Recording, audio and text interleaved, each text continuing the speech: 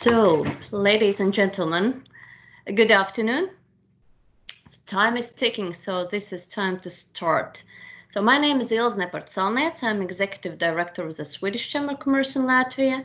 And on behalf of the organizers of today's discussion, the Swedish Chamber of Commerce in Lithuania, Latvia, and Estonia, I'd like to first of all to thank you for joining and showing the interest to be a part of the discussion on macroeconomic issues discussed with our cooperation partners, SEB.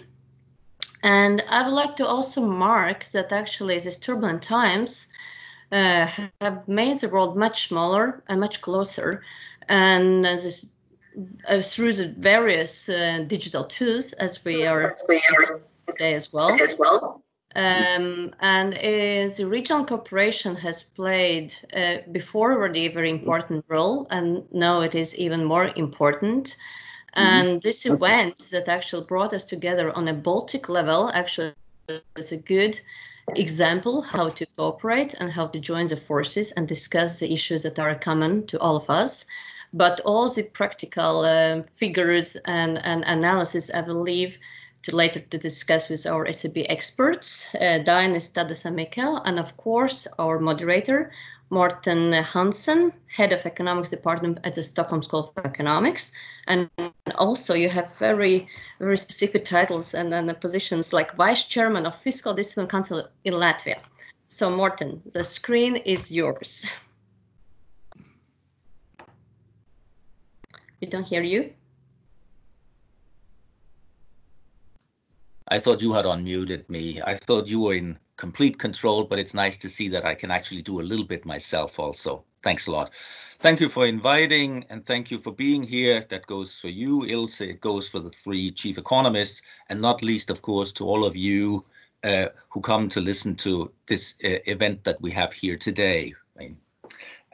Just a few words from me about what it's all supposed to be. I'm the so-called moderator. Doesn't really mean very much, especially not online, I would say. I don't have to think about people coming in late. I don't have to think about my auditorium being full or not full of people. So I don't have very much to be concerned about, actually. Rather, I can also sit back and enjoy the conversation as it will be. The way in which it'll be organized, or that we have suggested, is in the following way. We have the three chief economists of SEB Bank from the Baltic countries, Mikkel Nestor, Dainis Gašpuitis, and Tadas Povilauskas. They're giving one common presentation. And I think that is a very good idea. Many things are obviously common to all three Baltic countries, for instance, ECB policy or this big latest development in the European Union from the EU Commission, this very big recovery package that has been suggested. Nevertheless, there will also be differences among the Baltic countries, of course, but there the three presenters will share among themselves with the slides similarities and differences as they see them. You have already in front of you the first slide of the presentation.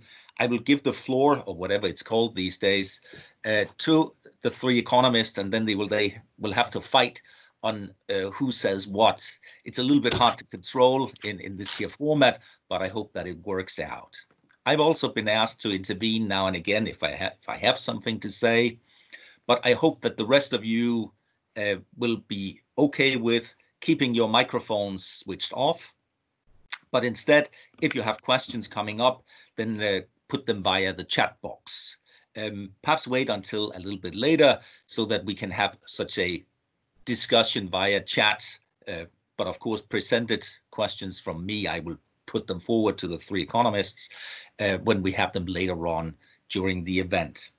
Otherwise, I think that just before I give this proverbial floor to the economists, I would like to say to you, all of you again, you know, let's have a nice but also laid back, informative meeting here today. Get your coffee, get a glass of water. I'm afraid that the times are not really for champagne yet, but that will hopefully come someday. With those words, please, Mikkel, Dainis, Tadas, it is over to you. Okay, good afternoon, and thank you, Martin, for introduction. And As you haven't gone so after coffee or water yet, please, I have task for you listeners. Could you evaluate your situation, how you see the current situation in your countries by evaluating a situation where 1 is very bad and 10 is very good? Please put this number in the chat and we will evaluate the average. But to understand which country you are representing, please add the 2 letters. LT is for Lithuania, LV for Latvia, and EE is for Estonia. So we will try to compare what is the sentiment among our listeners, and maybe compare how we can compare this sentiment within members of Swedish Chamber across Baltic countries. So please send us in chat your evaluation of current situation. So, but we will try to show how we see currently situation and maybe give some conclusions and try to understand if there is light at the end of tunnel or is it train coming. So far what we see that global and also European sentiment has decreased and a lot. I would say that we have seen, at least according to Google, that search for unprecedented is at unprecedented levels. So yes, for Europe, for Eurozone, currently levels of sentiment are deeper than it was during the global financial crisis. And this is a bit story that we should tell to societies and also outside from Europe, also when we are dealing with our colleagues in Sweden, that this time we feel more comfortable comparing what we saw during the global financial crisis. So, of course, at least what we have got during last days is that sentiment is showing some rebound. Especially what we see regarding Eurozone's consumer confidence. Of course, there are already discussions. Is it inching back? Is it picking up? Or is it dead cat's bones? But of course, we see some improvements as we see that economies are starting to resume, that restrictions are decreasing. Of course, this is giving some positive sentiment back to consumers and other industries. But the main question is, are we?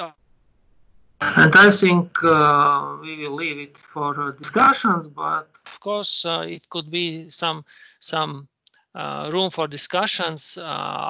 Is it over, or should we face for some more bad news or bad events coming? So at least what we see that during those 2 months, this crisis, what we can say, COVID-19 has raised nominal GDP during those 2 months. What Eurozone has accumulated during last 10 years.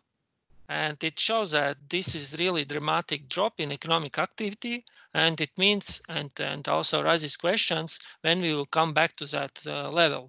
And for sure, we should be ready for higher unemployment levels. We should be ready for higher public sector debts.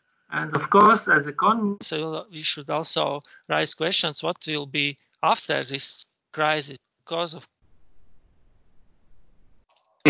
will be as a negative drag on economic potential. Of course, in a situation where Baltics, also including Eurozone and European Union, is facing aging problems, it means that far fewer employees will have to pay this debt down. Of course, there is focus on the EU's Marshall Plan, and again, this is what is giving some positive feeling that governments and all international institutions are ready to support the economy. But for sure, if as economist, I would say that if there is so much money, of course, those funds will be used inefficient. So it means that it will raise debt, and I would say it's still unclear will we get those results we are set at this point when we are allocating so huge resources. Of course, this also raises questions regarding equal treatment of crisis, and of course, other countries in Germany are happy about it because German crisis package is so impressive that raises questions are what will be afterwards. Will Germany outperform again other countries because of their higher competitiveness?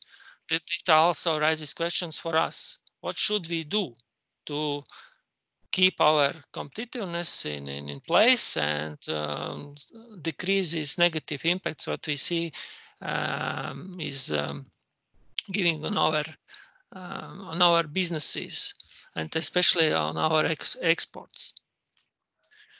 And one thing is also that is, I would say, that is very important to notice that this crisis is really huge when we look on global scale, because at least from local perspective or Latvian perspective, I would say that still society is maybe too optimistic that this will not cause so huge problems as it was 10 years ago, but we should prepare that globally this will rise huge challenges, and we will start to talk about poverty in many regions because many regions will not recover soon. And of course, it should also impact our economies, especially in those countries which are our export markets. Their purchasing power will decrease substantially. And it also raises questions: what will happen in late summer or in autumn? Will this come as a second wave, in the sense of lower growth in exports or not? But for sure, we should be ready that this global negative impact will sooner or later will be felt also here, despite we can go through this crisis at this point with a bit drier feet than we say in Latvian. So this was a slide we showed in our earlier presentations. This was quite interesting, and this also shows that the current situation is not normal. And 1.5 years ago, we started to talk about normalization, that interest rates will start to raise again.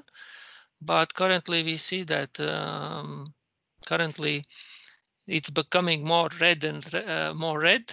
So I don't know, Morten, what are you teaching in your schools? Is it normal? And which book are you taking? And how you are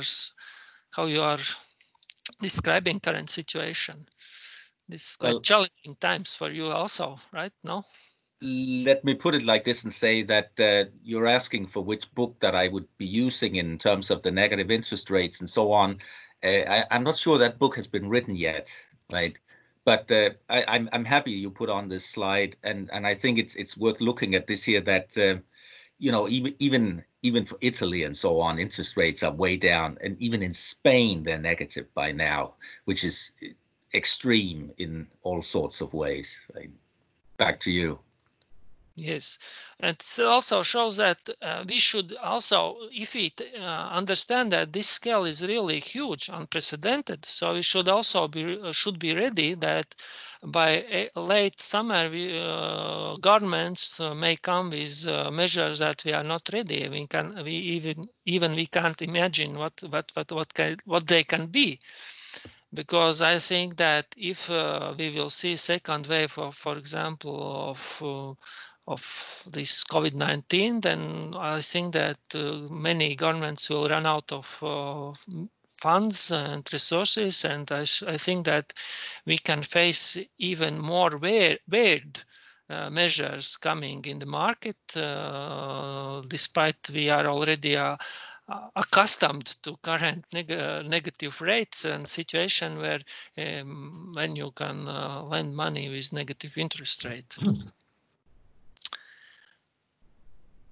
So, and regarding global outlook, yes, I think that at least first quarter data for all three Baltic states shown that export is performing relatively good, but it shows that also we are very export dependent. And World Trade Organization forecasts that this year international trade may decrease by roughly 20 to 30%, and this also raises questions: what will be this? What will be the international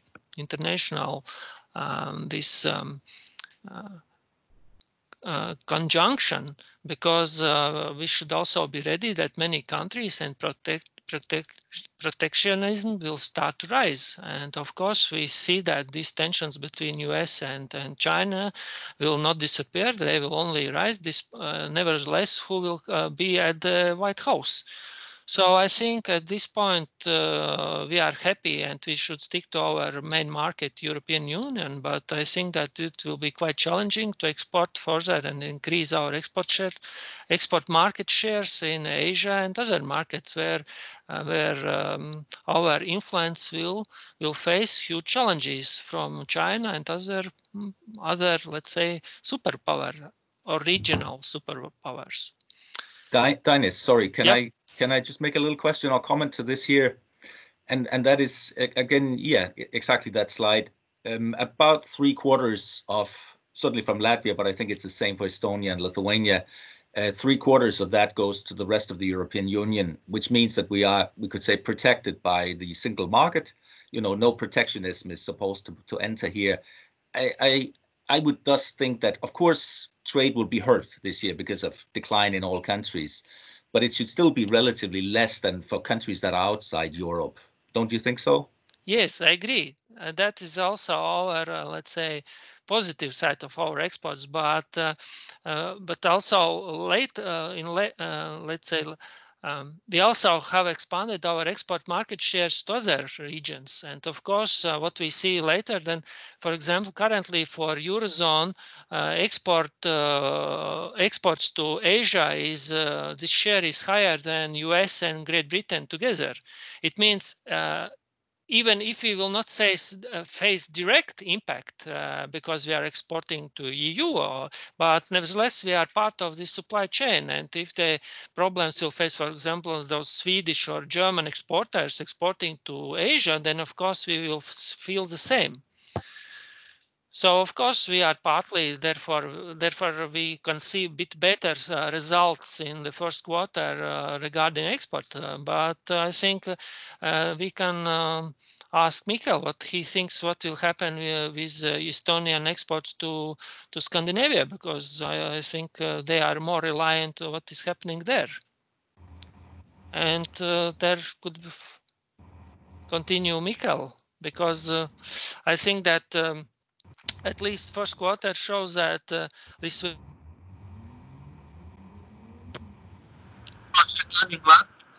there was no surprise.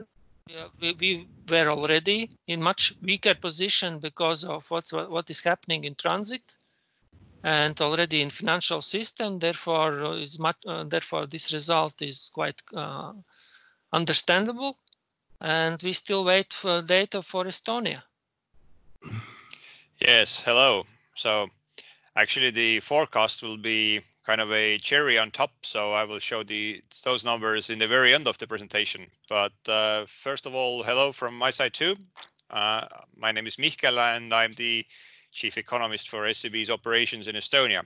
And if Dinis gave more of a global or Eurozone background to the current situation for the Baltic countries, then I will maybe delve into the details of the Baltic economies.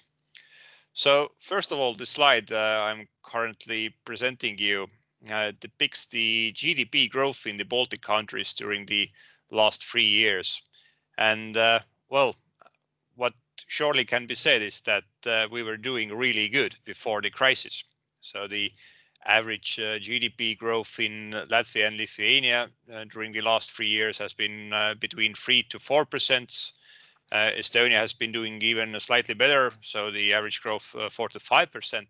So really, the economy was doing fine before the crisis. And same could be said also for the labor market, because the unemployment rate dropped to as low as 6% in Latvia and Lithuania, and even 4% in Estonia.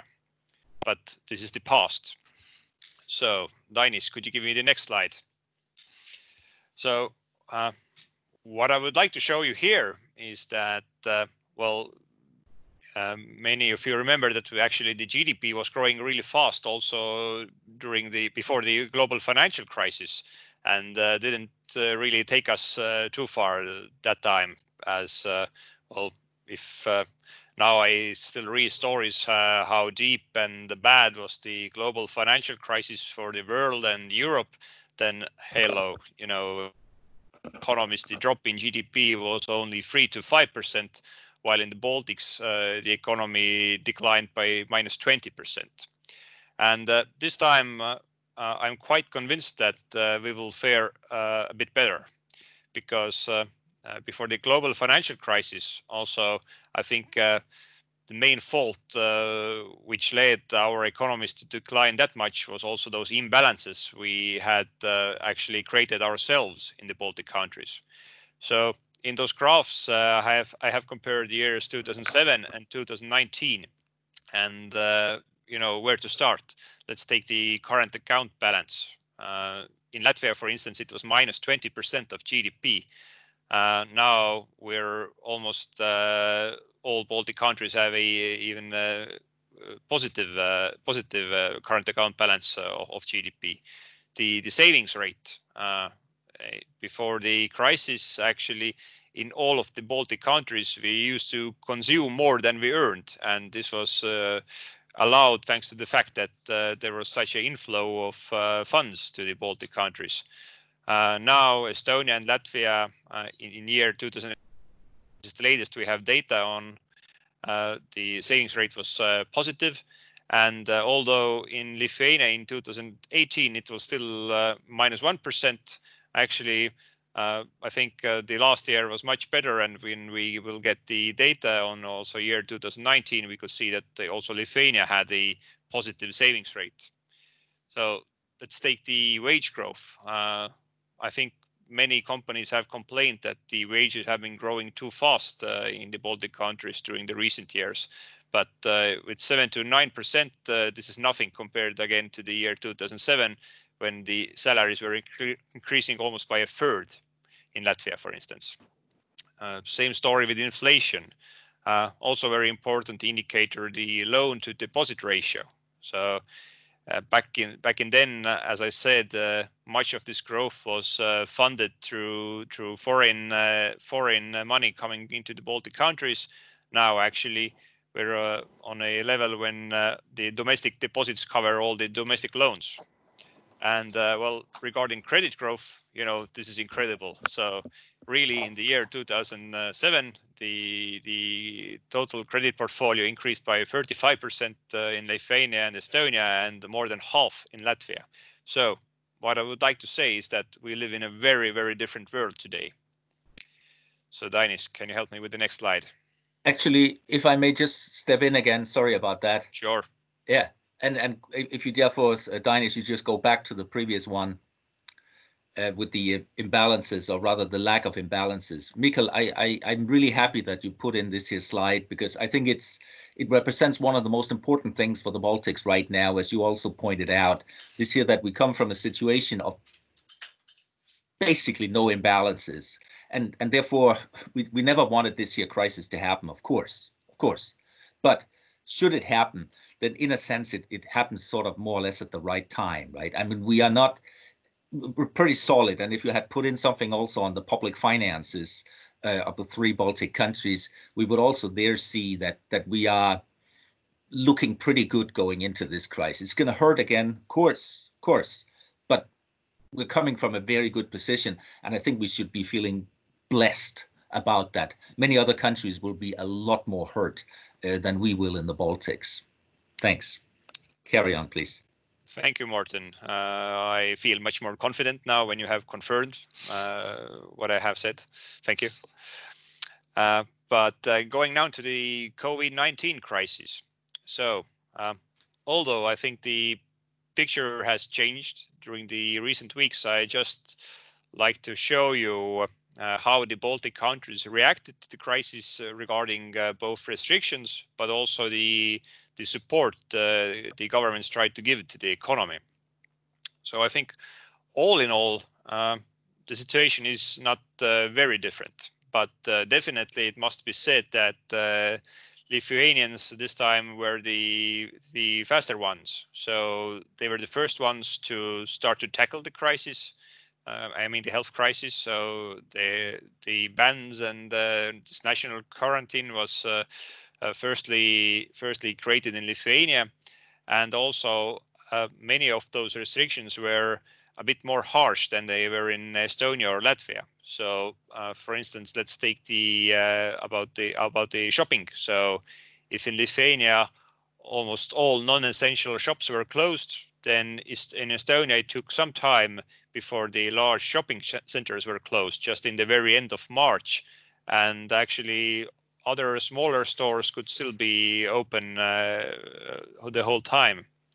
And in Latvia, actually, who has fared the best regarding COVID-19 deaths and cases, then actually the restrictions regarding shopping were the most relaxed. So only weekends from some point of time the shopping centers were closed. And Michael, can I add a little bit about? Sure, Tadas. Yeah, but you know, let's say from the position of Lithuania, I would say that if we have the second wave of COVID-19 outbreak, I think that everyone in Lithuania understand that the way Latvia treated the crisis and didn't close majority of retail stores was better, because the health situation, let's say the final situation, was more or less similar in Latvia and Lithuania. But what we have in retail trade statistics, let's say in April, retail trade dropped by 18% in Lithuania, while in Latvia it dropped by 9% year over year. So it means that the way we stopped the corona, it had much severe consequences for our businesses compared to Latvia. So that's, again, if we have another outbreak, and most likely we have, so I think that maybe we will follow the Latvia scenario, and in autumn or in winter we will not close all non-food stores. Thank you, Tadas. But actually, I have to disagree in that sense that the Estonian government reaction was even worse, because they closed the island of Saaremaa, my native island of Saaremaa, where I wished to go for a family vacation, but then they closed it and I couldn't go there. So very, very bad behavior. I hope that will not happen in the autumn. But regarding the economic support, of course, the measures are actually almost the same. So different lending guarantees, loans provided by the state, all three countries, taking the example of Germany, put up this wage compensation scheme. What is a bit different are actually the sums, and especially taking the size of the respective economies. So it could look like Estonia's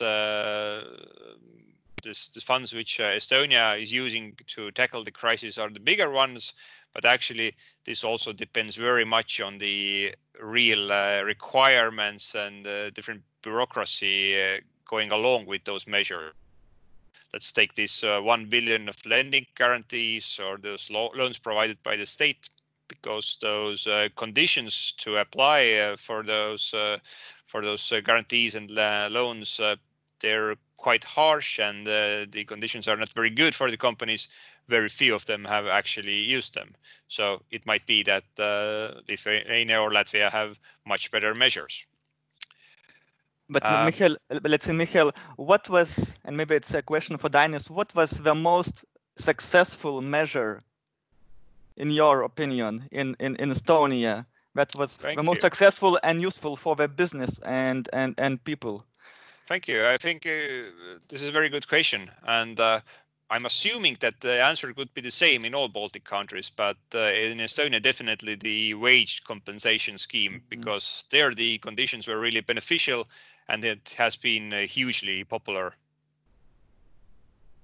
I think in Latvian case, nobody is happy about these support programs, but I think that, of course, those programs that were focused on for idle working, that is means that it also suppressed the rise in unemployment. I think it's very important to suppress the rise in unemployment to strengthen positions where we can start to resume economy.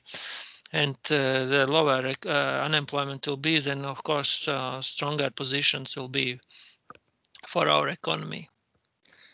And if the moderator does what the moderator sometimes does, he just steps in whenever he thinks that he has something to say. And sorry, once again, I'm super happy also about this slide because it makes this very nice comparison between the Baltic countries. And two things spring to my mind here. One of them is this here, that again, thank God that this year did not, this pandemic did not happen in 2009, right? Then this fiscal response would have been impossible. I mean, we would have fallen off a cliff in even more than we did, right? So again, should be feeling comparatively blessed.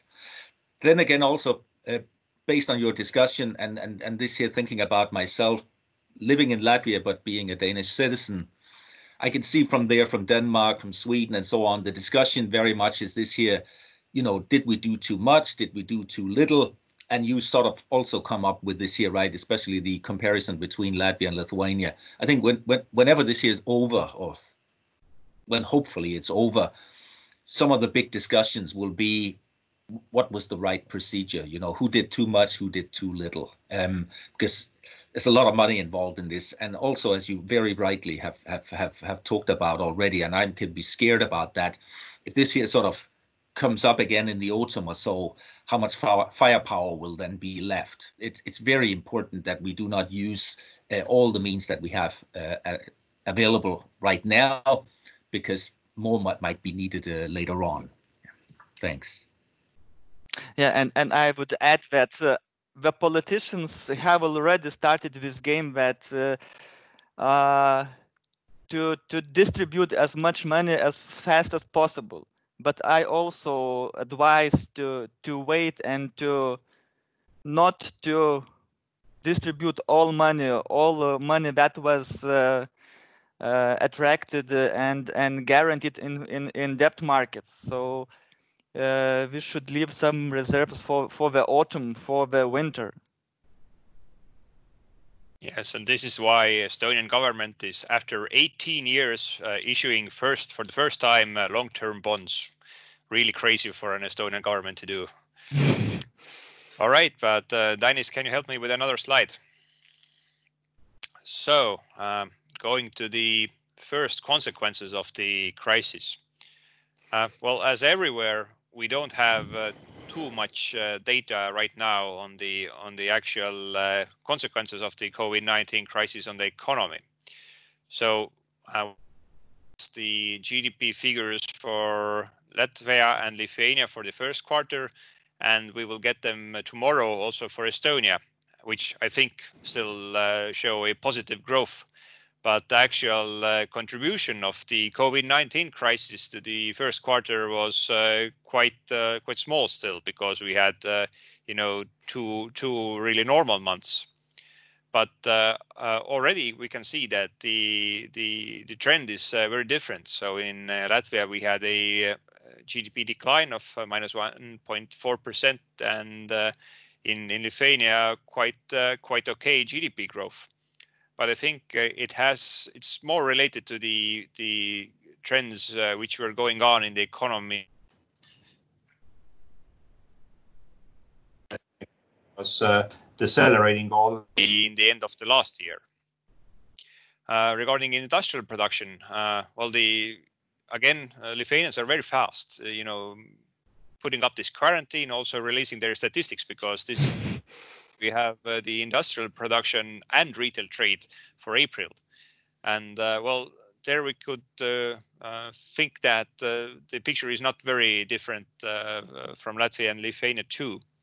So in March, still the decline of the industrial production was the deepest in Estonia, and still quite insignificant in Latvia and Lithuania. Then really in April, Lithuanian industrial production dropped by more than 10%, and I'm assuming similar figures will turn out also in Estonia and Latvia. And things were even worse for the retail trade. So almost minus 18% for Lithuania in April. But here we must also remember that this Lithuanian approach to this shopping was also the most severe one. So because although the supermarkets, those large shopping centers were closed also in Estonia in April, the other stores were mostly open, and the situation was more relaxed even in Latvia. So I presume that in Latvia and Estonia, the decline is a bit less severe, but of course, people couldn't go to the shops as much they would maybe have liked to. Yeah, and I would add, Michael, that in Latvia today was announced the retail sales for April, yeah, Dinas, and it was minus 9%. So I'm such a good economist. I did a live forecast. So that's the fact that the drop in Latvia was twice lower compared to Lithuania. But maybe my several comments about industrial production and retail trade. I think that regarding industrial production, that the drop was really smaller compared to we were expecting, both me and I think others. So minus 10% is not so. It's not so scary drop compared to other countries, because even in Poland, our neighbor, the drop was closer to minus 20%. And in South Europe, the drop was also closer to minus 20% year over year. So I guess minus 10% for Lithuania is not so bad achievement. Regarding retail trade, of course, April month was really bad, but again, that was the bottom, and all indicators demonstrate that in May, we most likely will have a decline between minus 5 and minus 10% year over year. So for the short term, the situation is a little bit better. Yes, for Latvia, for April was minus 9, but in reality, I would say that this drop was a bit larger, because there were 30% increase in electrical equipment sales, and it was not because consumers bought more electrical equipment, but because there was one deal among enterprises. Therefore, this is also improving our, let's say, number for April. But in general, I would say that it was a bit interesting to see that food sales in Latvia was minus 3.5% and more than 12% in Lithuania. So it's a bit not a joke, but also some, let's say, question: will Latvians did Latvians Lithuania to buy food, for example, because the borders were closed? So it could also show that maybe we had to buy food here local, because what we know that those who are living at the border, they go to Šiauliai, Lidl, and then quite frequently, and these border sales are very, very, very popular for Latvians. And also for Latvian industry, I would say these fluctuations are also influenced by drop in production of electricity. And for manufacturing, still situation is a bit better in January to March, but of course we expect that this drop could be up to 10% for sure. Regarding the cross-border shopping, I know that few Estonian guys tried to go to Latvia during the restriction period to buy cheap alcohol, but they were arrested at the border. All right, but Tanis, could you put the next?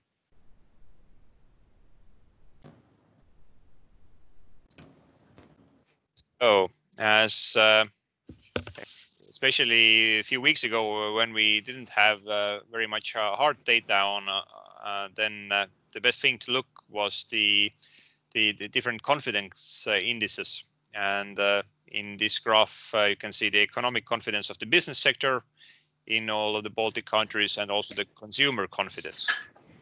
And here, actually, the pic quite similar in a sense that those dotted lines represent the deepest level now, where this indicator has fallen. And when in Lithuania's and Latvia's case, actually, we're quite far from those depths we were during the global financial crisis. Then in Estonia, actually, we're not too far away.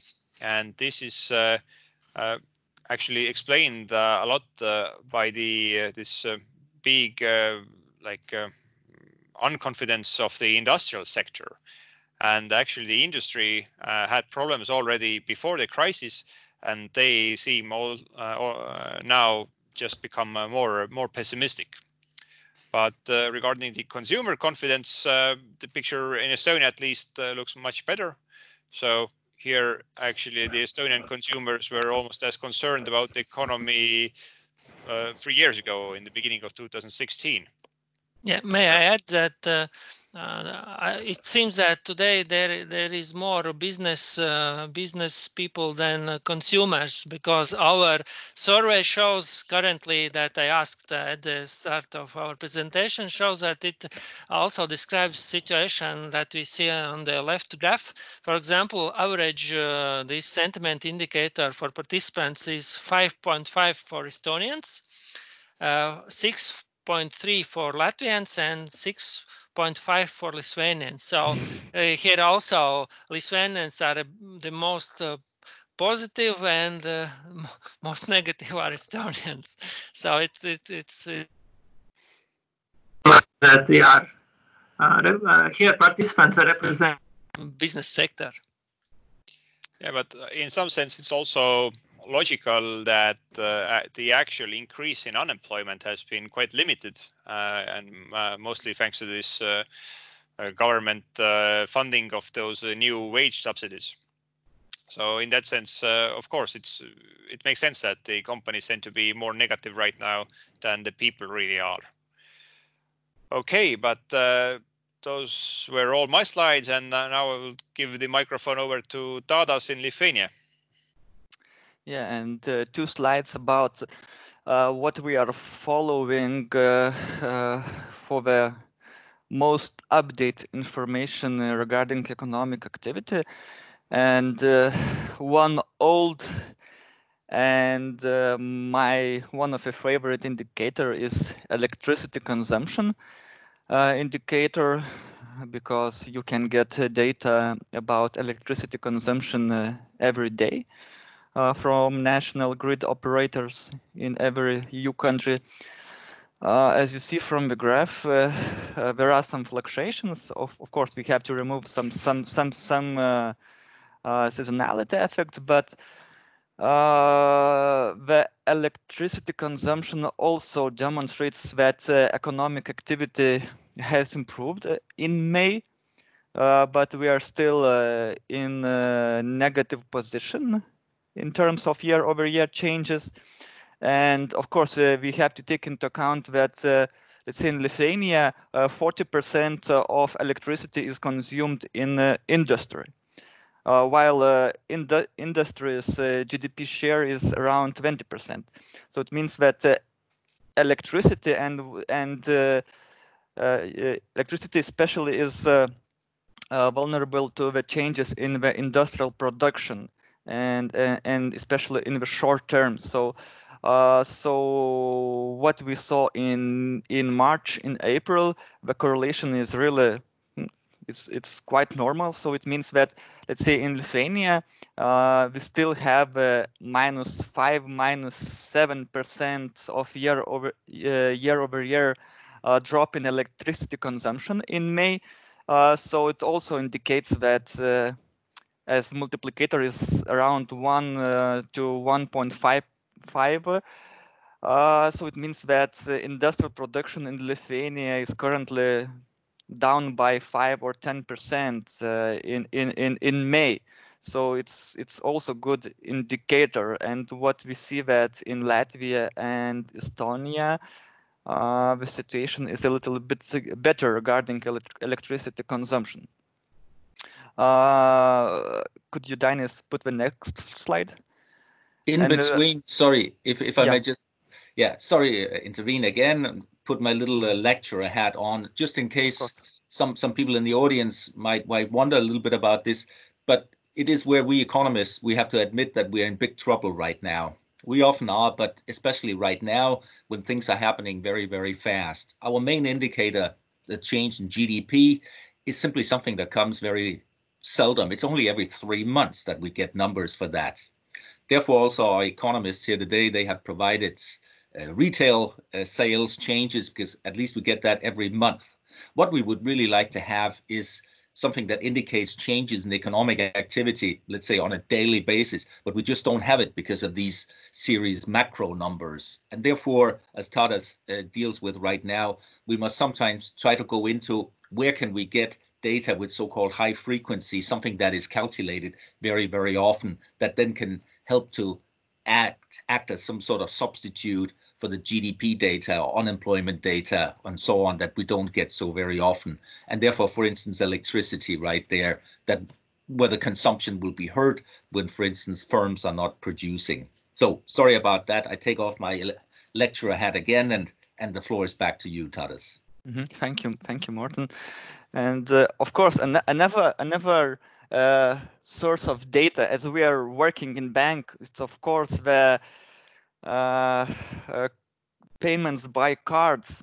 This is not shown in this graph, but I think you saw, and in Estonia and in Latvia, we as SEB have already reported this data, and I guess other banks also reported some information about the changes in payments by card, which is also everyday or high frequency data we can share with the society. It also demonstrates that in May, the sums of payments by cards is also recovering from the bottom from the April.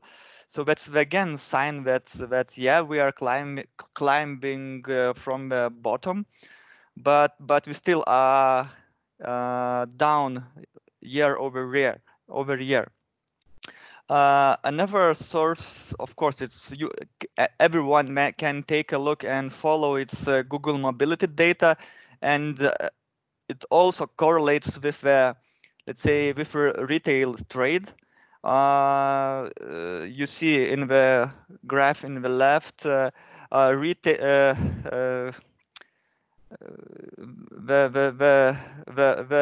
flows of people to the retail and recreation places. You saw that you see that the drop was the highest in Lithuania because the restrictions were the most severe.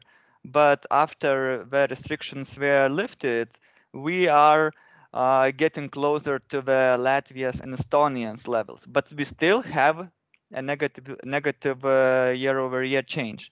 The same is for groceries and pharmacies, but contrary to the graph in the left, here is even a plus. It means that people are not afraid to go to the groceries, and it's also one of the signs that not even the retail sales are recovering, but people are not afraid to go to the store. So that's another source we are following and suggest for you to follow what's happening with economic activity. Yeah, and the next slide for you, Dainis, I think maybe you can finish with the outlook and conclusions. I think what we concluded before when we talked about our forecasts, I think that we are on the negative side regarding our forecasts on our countries, and we cannot exclude that that final results will be a bit more positive. Nevertheless, I think there were a lot of questions that would be happy to discuss with our clients and with our moderator. What will happen next? And I think we can launch discussion for among ourselves. Give floor to clients, raise questions, express their comments, and you see that these were questions you would like to discuss for minutes that are left. Of course, for one is quite clear that V-shape scenario is out of our main scenario. We expect that there will be U-shaped recovery. That means that at least in case of Latvia, and I expect for the whole Baltics, that drop for this year could be less than 9% average, but it may take longer to recover. Back to normal. Of course, we see that this activity is returning, especially, for example, in Latvia. This activity index, for example, for iPhones is showing that currently driving activity in Riga is higher than it was in January.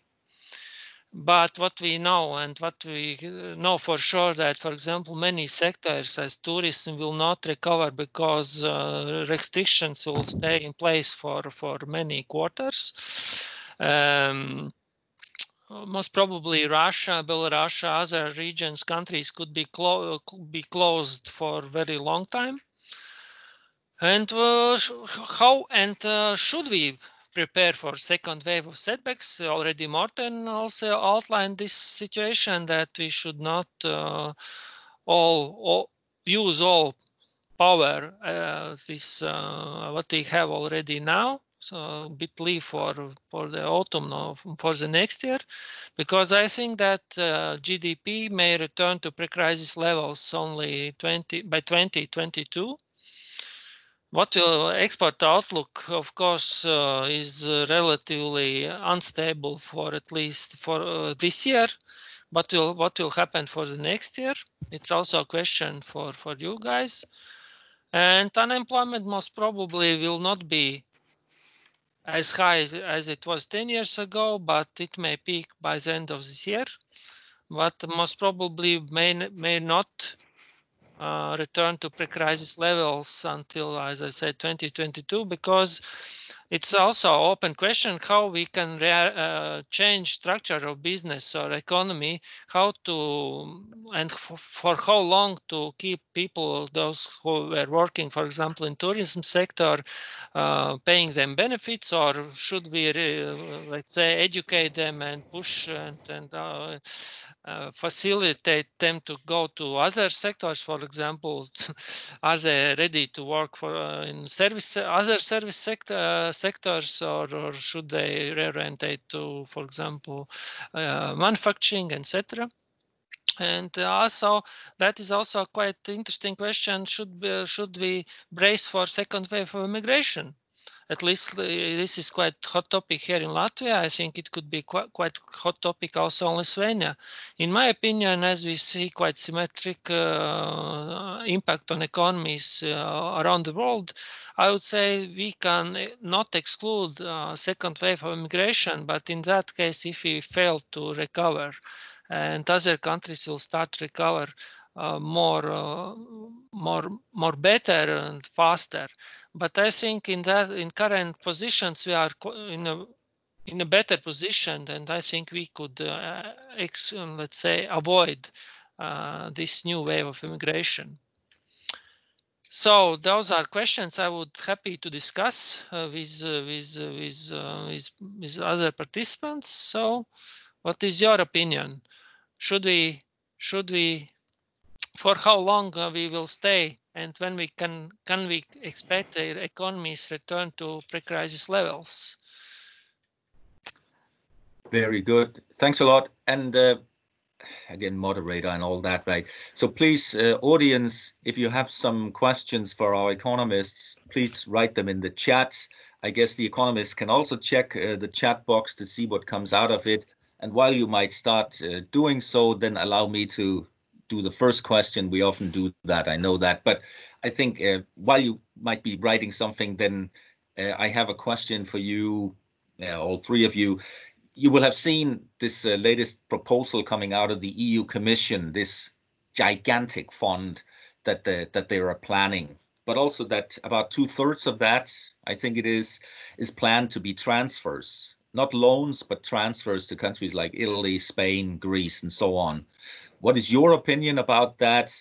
And what do you think are the sort of official or political opinions about that in Estonia, Latvia, Lithuania?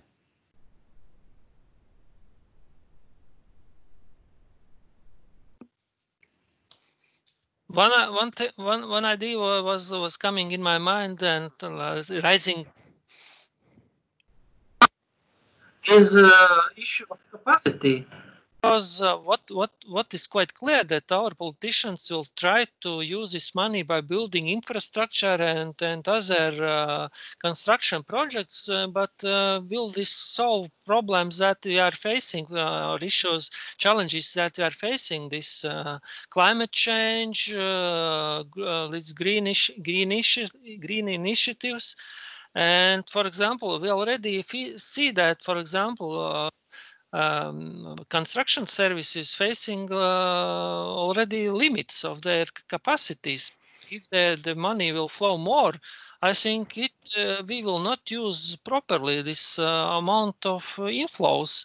And already for some time, when I meet clients, for example,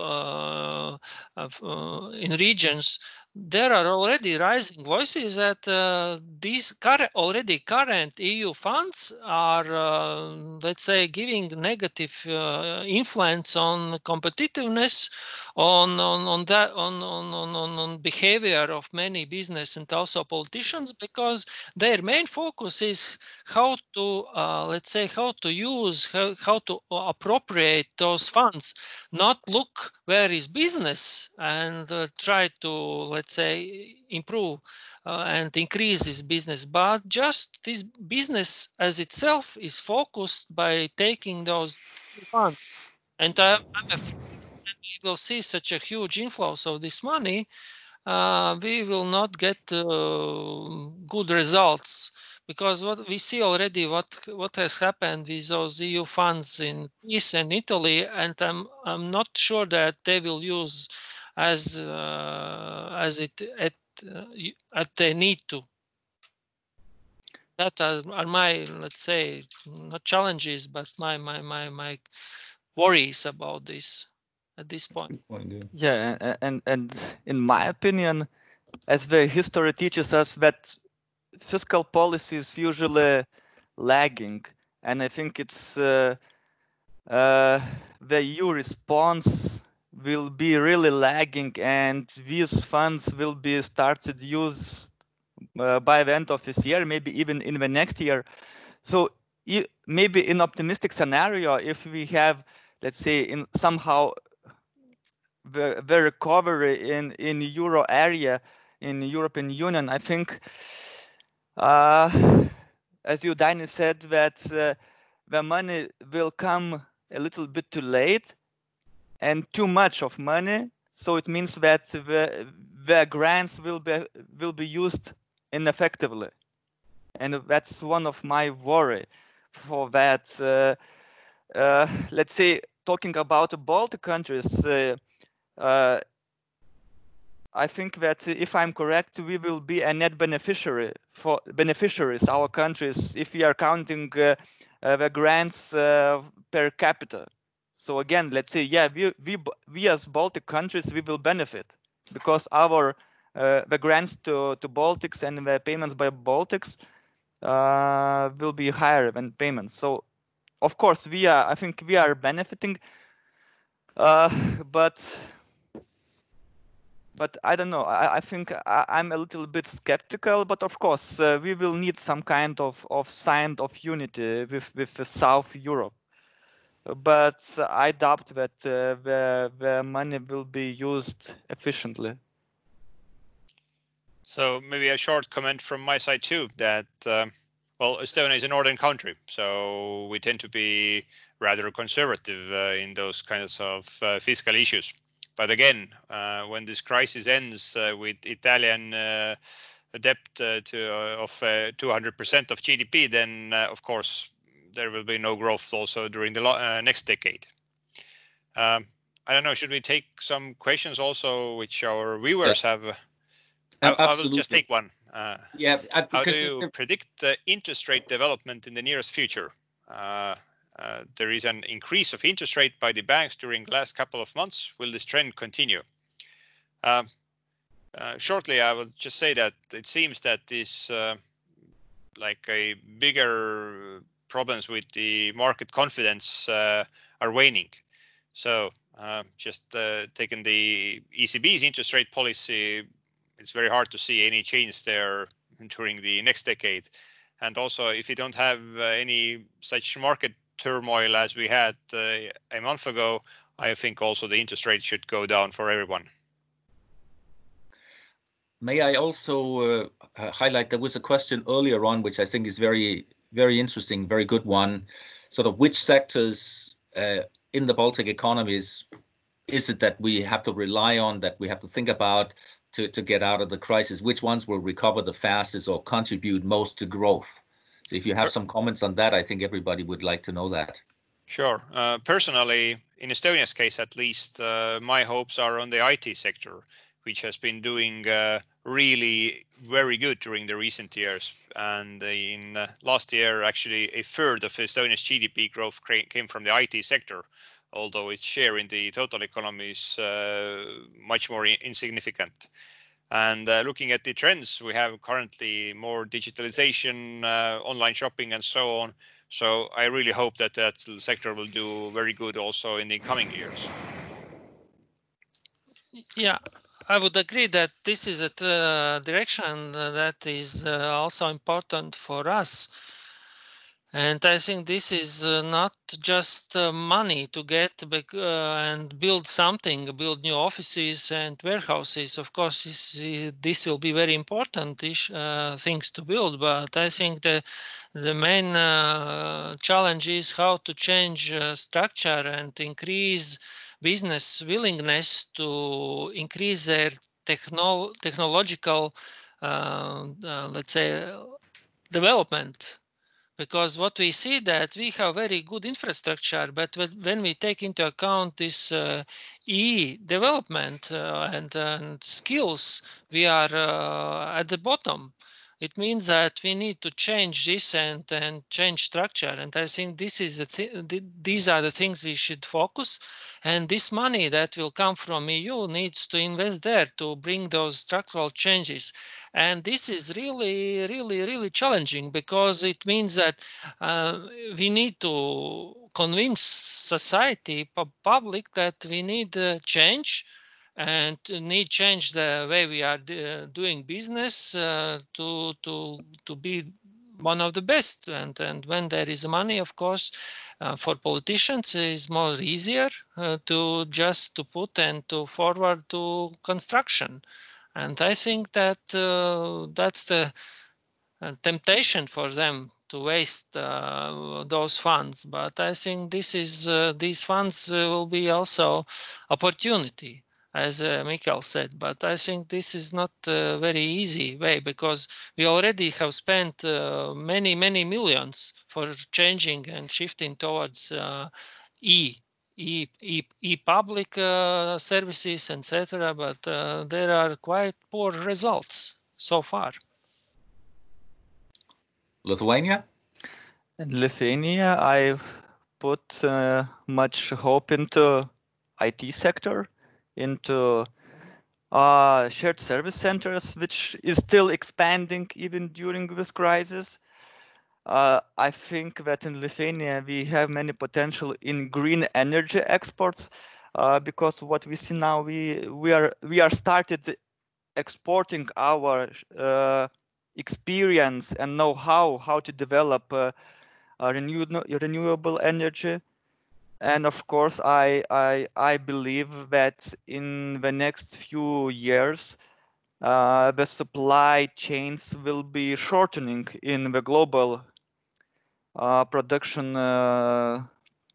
In global production, so it means that I think it's also a good opportunity for Baltic manufacturing companies to get more orders, to do more investments. Let's say if the European companies will decide to diversify the supply of some materials. So I think it's also that manufacturing industry will have to be very proactive in the next few years into trying to attract new orders and investments from Western Europe. Yeah, I certainly also hope this year. I'm not sure how it's going to work out, but this trend, it seems that people are getting nervous about these supply chains and so on, that they're getting too big. Therefore, something will be coming back to Europe. I hope that some can find out a way to utilize that, to take advantage of that in the Baltics. There's also a question from, it looks like as if it's from Lithuania, as far as I can see from the name, but it's about Estonia. Increase in unemployment in Estonia from 4.3 to 10.9. Why should it grow the most, according to the question, in Estonia? And, you know, perhaps, Mikkel, you have an idea about that? Well, I think if we will get the first number of our forecast right, then it will be already excellent, not talking about the number after the comma.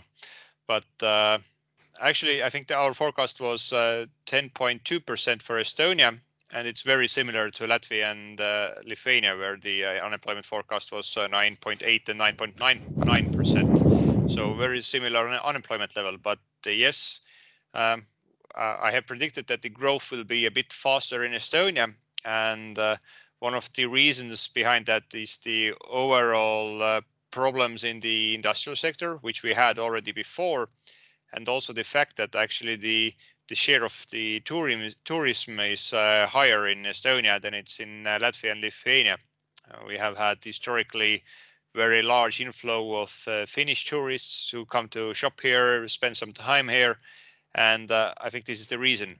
And well, this of course is the sector which hit really hard this year. Yeah, and I think also with that said, I had a comment myself about the unemployment rates. Of course, it's sad to see that unemployment is going to go up and go up significantly. Then again, you know, compared to 2009, this is very little, right? And also even the 10.9 or 10.2, whatever it is for Estonia, I mean, that's where Estonia might end up with unemployment.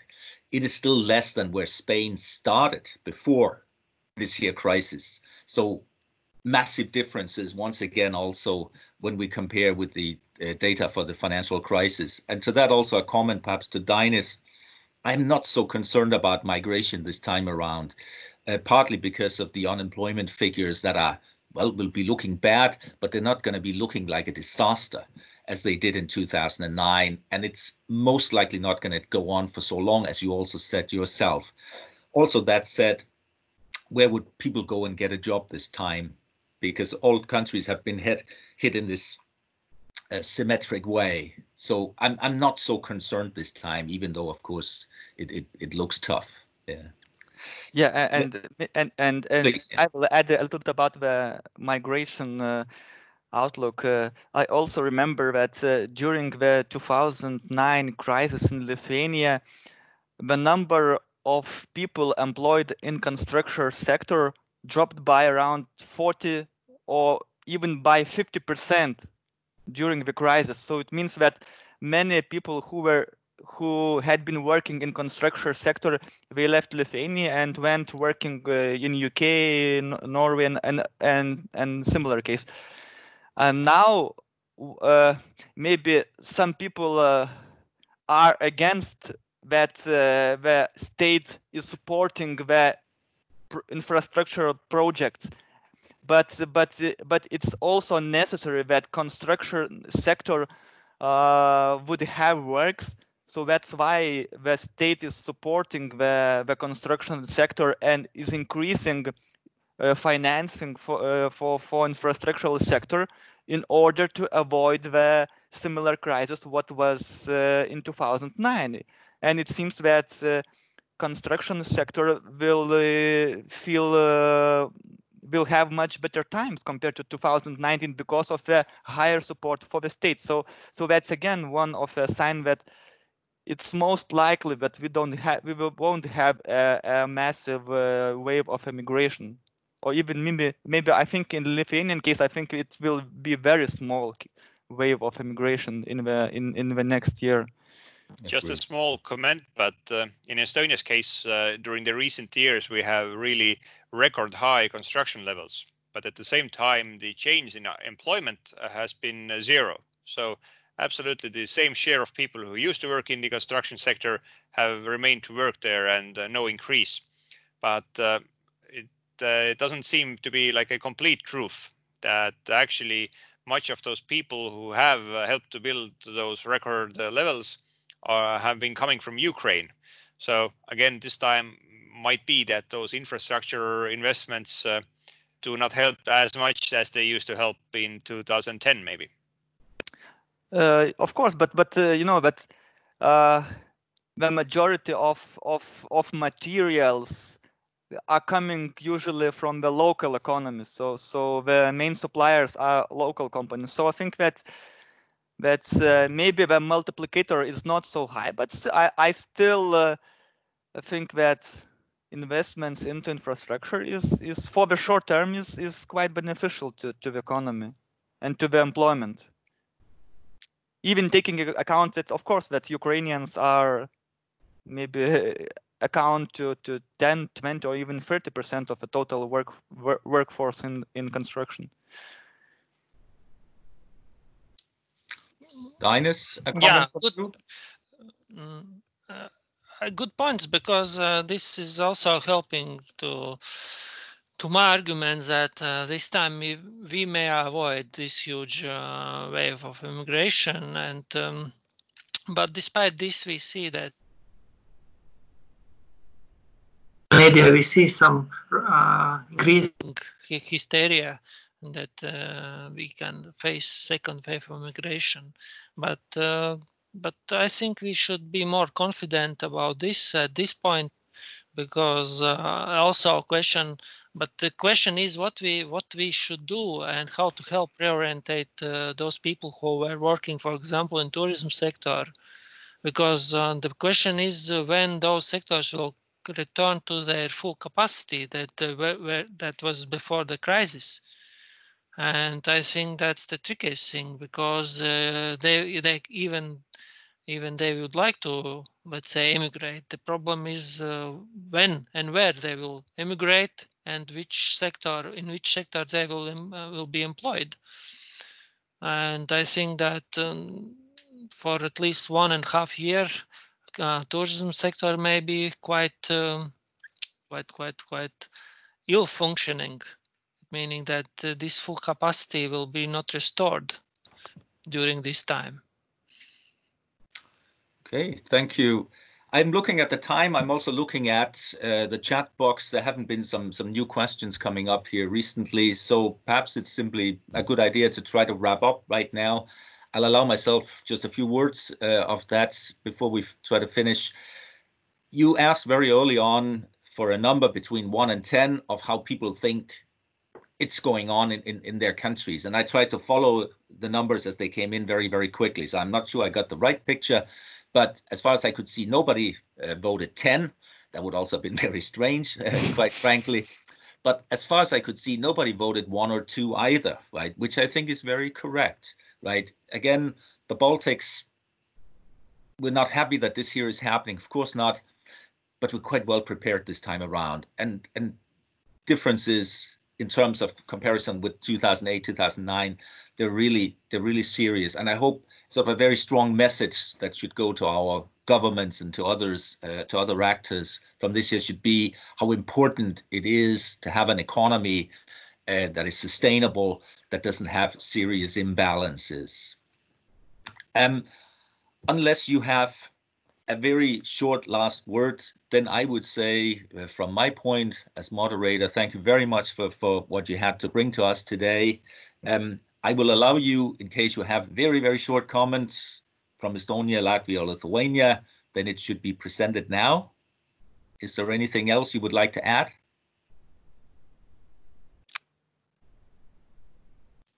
I think I take that as in my opinion, enjoy summer and let's meet some months later to see what's happening, because I think for coming weeks and months will be quite warm, and let's enjoy summer.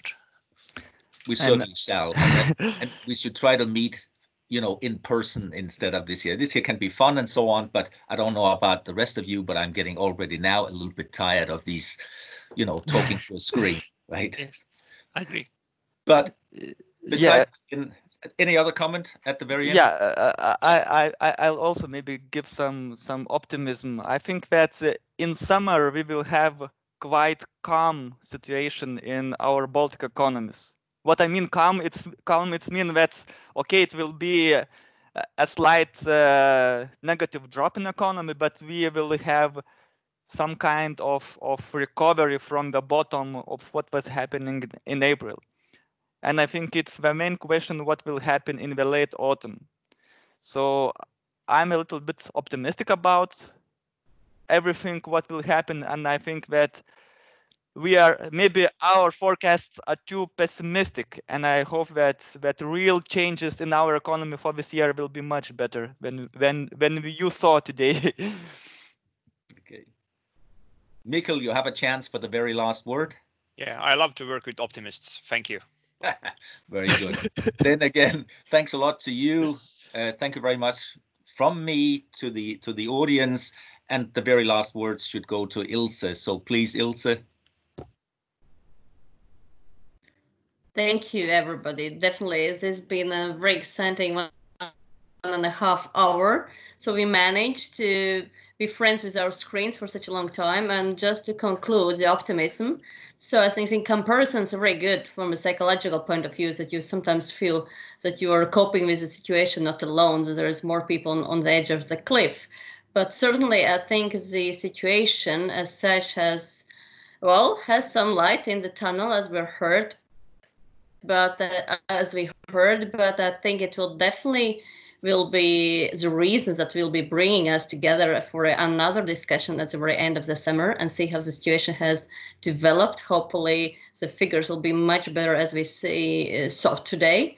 And thank you so much for all the organizers on behalf of the Swedish Chamber of Commerce in the Baltic countries, and certainly to all the speakers, Diane, Stadas, Mikkel, and you, Morten. See you soon, and enjoy the summer and stay safe. Good luck. Bye. Thank you. Bye.